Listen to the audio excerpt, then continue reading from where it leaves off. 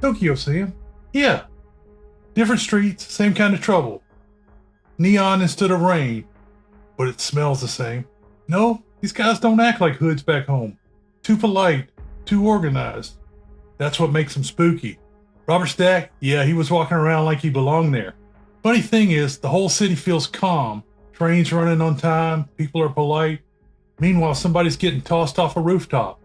Anyway, Bamboo. Yeah, sounds nicer than it is. Hello to all the classic people who are returning. I'm glad you're back. I want to welcome any new visitors and let you know that there will be spoilers ahead. Today on Classic Movie Review, we're taking on film noir, House of Bamboo, 1955. This film was directed by Samuel Fuller, and you know I'm a big fan of his work. He's also the co-screenwriter for the story, along with Harry Klein. Set in post-World War II Japan, this movie is chock full of 1950s tough guys. Criminal activity ties this film in with neo-noir film The Yakuza 1974, which flashes back to this period. This movie is rated at a fair 6.8 on IMDb.com. On RottenTomatoes.com, critics loved it with 85% on the tomato meter, but not so much the audience, with only 58% liking the film. In a July 1st, 1955 review, quoted from Wikipedia, Variety magazine said, quote, "Novelty of scene and a warm, believable performance by Japanese star Shirley Yamaguchi are two of the better values in the production. Had story treatment and direction been on the same level of excellence, House would have been an all-around good show. Pictorially, the film is beautiful to see. The talk's mostly in terse, tough idioms of yesteryear mob pics." Unquote. Actors. The always great Robert Ryan was cast as Sandy Dawson, the head of the criminal empire. Ryan was first covered in the war film Battle of the Bulge in 1965.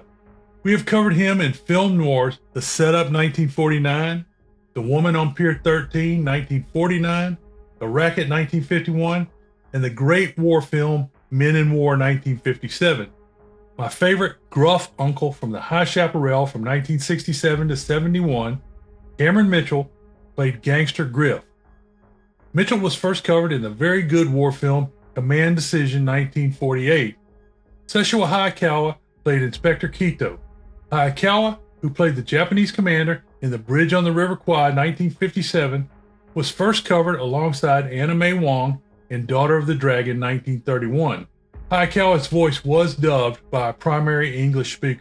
Other gangsters include Harry Carey Jr. as John. Carey Jr. was first mentioned in the campy Billy the Kid vs. Dracula 1966. John Duchette was Skipper and was first covered in the fun John Wayne Western adventure Big Jake 1971. Lastly, DeForest Kelley was Charlie.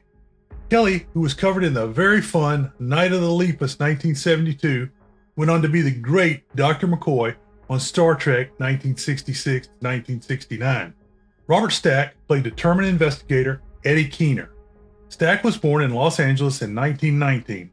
When his parents divorced, he moved to Europe with his mother and became fluent in French and Italian. He didn't learn English until he was 7 years old on their return to Los Angeles. Stack attended USC, where he studied drama. He was also a champion skeet shooter. Stack began working at the struggling Universal City Studios in 1939. His first film as Deanna Durbin's lover was First Love 1939. Stack was convinced by legendary monster-famous makeup man Jack P. Pierce to dye his hair black and get rid of his curls. This worked, and Stack became a movie idol overnight. One of the early films for Stack was To Be or Not to Be 1942, a comedy starring Jack Benny. Stack played Lieutenant Stanislaw Sobiński, a Polish pilot involved with an acting troupe during World War II. Stack later played Army General Joe Stilwell in the movie 1941, which came out in 1979. He was in this movie with Animal House 1978 actor Tim Matheson. Matheson played the Sobiński role in the Mel Brooks version of To Be or Not to Be 1983. Like many, but not John Wayne, Stack served in World War II as a Navy gunnery officer. While filming John Wayne's Bullfighter and the Lady 1951 in Mexico, Stack's explanation of being a gunnery officer was mistranslated as Chinga or horror trainer. Other Stack films include the first 3D film, Bwana Devil, 1952. He co-starred with John Wayne, again in the High and Mighty, 1954, and the historical John Paul Jones, 1959. Stack also appeared in the World War II film Is Paris Burning, 1966. Stack made his mark on television with his first popular series, The Untouchables, from 1959 to 63, in which he played crime fighter Elliot Ness for 119 episodes. He played another crime fighter in Most Wanted from 1976 to 1977 for 23 episodes. His final popular series was Unsolved Mysteries, which ran from 1987 to 2010, totaling 299 episodes. Like his later comedies such as Airplane 1980, Caddyshack 2 1988, and the surprisingly good Joe vs. the Volcano 1990. Stack died in Los Angeles, the city where he was born, in 2003. Shirley Yamaguchi was the love interest, Mariko Weber. She was born in China in 1920 to Japanese parents. This area fell under Japanese control following the 1931 invasion of Manchuria. In 1934, Yamaguchi began singing Chinese songs on the radio. She began making films in 1938 for a Manchurian studio. When the war ended, she barely avoided trial and/or execution for her activities. Her career had 47 film and television credits. Notable among them are Foghorn 1952 with Toshiro Mifune, Today's Film House of Bamboo 1955, and Madam Whitesnake 1956. Her songs were featured in Gangster Squad 2013, The Grand Master 2013, and Crazy Rich Asians 2018. Yamaguchi died in 2014. Story. The movie begins with a narrative introduction to give it a documentary feel. Farmers work in a snow-capped landscape with Mount Fuji dominating the background. The colors are muted towards black and white. A black train, identified as a military supply train, enters the scene. The year is said to be 1954. Since this film is set following the Korean conflict, the train is guarded by U.S. and Japanese soldiers. The train stops above a road bridge because an ox cart is blocking the track. Farmers are working in the foreground. The film then turns to full color as men dressed as farmers strangle the train engineer and assistant. They also strangle 2 Japanese soldiers before shooting the American soldier. A truck with more robbers arrive and they unload military supplies from the train before speeding away. A female Japanese farmer sees the carnage and her scream releases the credits. Word of the robbery and murder reaches the police, where Inspector Kito, Sessho Hayakawa, is followed by news reporter Karam Sandro Giglio. U.S. Army Inspector Captain Hansen, Brad Dexter, joins the Japanese investigation. All the strangled victims survived their attack. The theft consisted of 30 and 50 caliber machine guns and ammunition, plus 2 boxes of smoke pods. 5 weeks after the train robbery, Captain Hansen gets word that an American civilian, Weber, Biff Elliott, was wounded during a payroll robbery. His fellow robbers shot him 3 more times and left him for dead. The bullets that killed Weber were from the same gun used to kill the American soldier during the earlier train robbery. Weber is barely alive when Captain Hansen and Inspector Kito interrogate him. Looking at a letter found on Weber, he asks who Eddie Spanner is. Weber says they were war buddies and Eddie is innocent of this robbery. Eddie was to join Weber as soon as he got out of prison. They ask about a picture that Weber had on him. He says it's his wife of 2 months, Mariko Weber, Shirley Yamaguchi, and she knows nothing about his criminal activities. Weber then dies. 3 weeks later, a steamer arrives carrying Eddie Keener, Robert Stack, but he is traveling under the name Eddie Spanner. In Tokyo, Eddie travels to the Kukusai Theater. The dancers are rehearsing on the roof. It's a kabuki-style show. Eddie rudely asks the dancers about Mariko, but is told she no longer works at the theater. Eddie goes to a canal where masses of boats are moored side by side. He makes it to a bathhouse and continues to rudely ask for Mariko. She's in the bath and hears Eddie. She dresses and runs out, but Eddie hears her and gives chase. Eddie stalks the young woman back to her dwelling. Eddie attacks and subdues Mariko before saying he is looking for her husband, Weber. He shows her a picture of him and Weber together in the army. Mariko is worried about the men who killed her husband. Eddie acts like he didn't know and came all the way from the States just to work with Weber. Mariko is ashamed and afraid for being associated with a gangster. She doesn't know what to do. Eddie leaves and goes to a Plinko gambling parlor. Plinko is a mechanical gambling machine that pays off in metal balls. While the balls could not be exchanged for money, they could be exchanged for prizes, allowing illegal gambling to take place. Most of the gambling is traditionally controlled by the Yakuza, a criminal organization that goes back to at least 1603. These gangs flourished in the post-World War II era, and I doubt there would be any room for American criminals in post-war Japan. Eddie goes to the boss and tries to strong-arm the man for $25. Eddie says he will come every week to pick up $25 protection money. He then goes to another parlor to attempt the same thing. Eddie is grabbed by Griff, Cameron Mitchell, and punched before being thrown through a paper wall. Behind the wall are the manager of the first Plinko joint, two other gangsters, Charlie, DeForest Kelly, and the big boss, Sandy Dawson, Robert Ryan. Sandy interrogates Eddie, who says his name is Eddie Spanner and that he is working alone. Sandy thinks it's funny that a man would try to pull off such an old scheme. Sandy warns Keener to stay out of Tokyo. Eddie wanders around randomly, not knowing what to do. Suddenly, a bunch of Japanese men in suits grab Eddie and drag him to the police. They say he stole pearls, and they discover that he has no passport on him. The Japanese police call the Americans and are told of Eddie's criminal record. The owner of the pearls comes in and stops the arrest, saying it was a misunderstanding. Eddie chases the pearl man, but is stopped by Griff outside a palace. Griff takes him to Sandy. Sandy lives in a huge compound. Sandy runs a criminal empire, and Griff is his second in command. Sandy has Eddie's passport and offers him a job. Eddie says his mother didn't raise him to be a dog robber. You may remember from the Americanization of Emily 1964 that a dog robber is a derogatory military term for an officer's orderly or a scrounger. Sandy lures him in with the possibility of committing crimes bigger than those found in the Plinko parlor.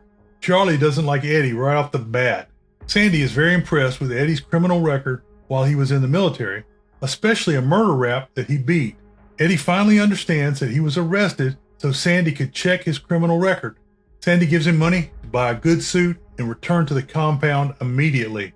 Eddie goes to a park where there is a giant Buddha. Inside the building, Eddie meets with Captain Hansen and Inspector Quito, showing that he is actually working undercover. Eddie reports what he knows and asks a few questions about Sandy. When Eddie gets back to the compound, he is in trouble for taking too long to return. Eddie says he went to see a girl. He is forced to give the name Mariko. Sandy and Griff give her a visit and they drag Eddie inside. She says she doesn't know him. Eddie slaps her and she admits that he was there earlier. That night, Mariko finds out where Eddie is staying. She wants to help, but Eddie thinks that this crew are the men who murdered her husband. Eddie tells Mariko to stay and pretend to be his kimono girl. She decides to stay and rolls out of bed before lowering the curtains between them. In the morning, she assumes the role, beating and caring for Eddie. She is giving him almost the full treatment. At the market, Mariko gets a stink eye from some church ladies. More of the community gives her grief. She decides to back out of the arrangement. Eddie accepts her departure with grave concern. She leaves, but runs right back into Eddie's arms.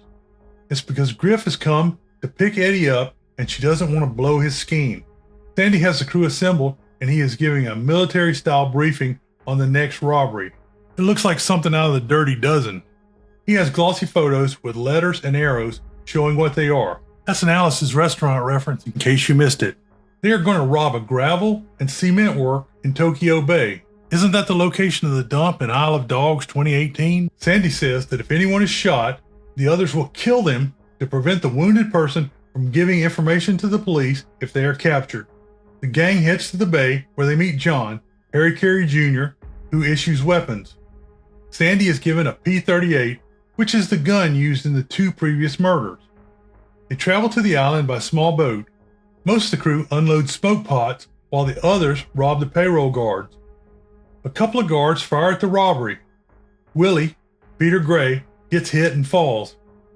Griff executes his former comrade. Eddie gets hit and goes down. Sandy won't let Griff kill him, and they take the wounded Eddie to the boat. The smoke pots are working and provide cover for the escape. Back at the compound, Sandy tries to explain why he protected Eddie. He really can't. Could it be man love? Mariko is brought in to care for Eddie at the compound until he heals. Griff is burning with hate. Eddie wants to send Mariko away for her safety.